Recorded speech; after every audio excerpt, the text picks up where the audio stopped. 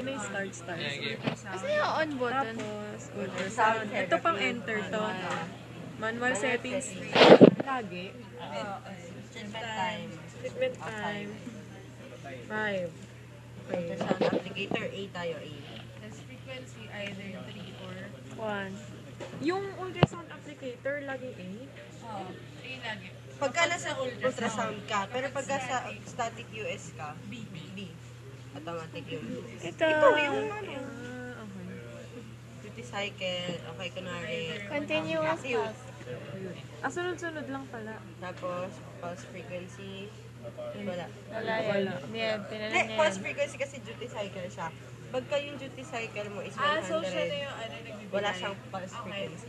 Pero pag 20, may ganun na. Pag 20, I-adjust mo pa yan. kunwari 100. Huwag na daw galawin Pwede na. siyang 48. Yung katulad dun kanina, may 40. Di ba tatlo yun? Kunwari, 48. Kahit ano, Tapos, 100 na lang. Automatic yan. kapag nilagay na.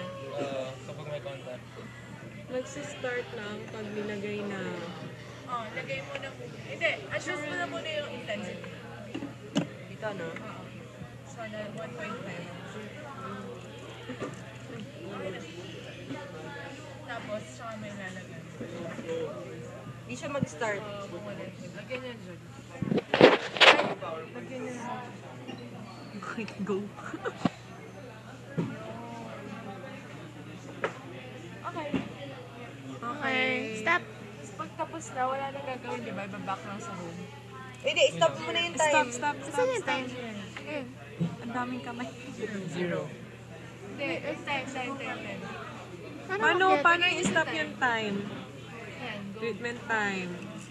Ayun. Ano to? Ba't pinipindot ni Angela to? Orange button.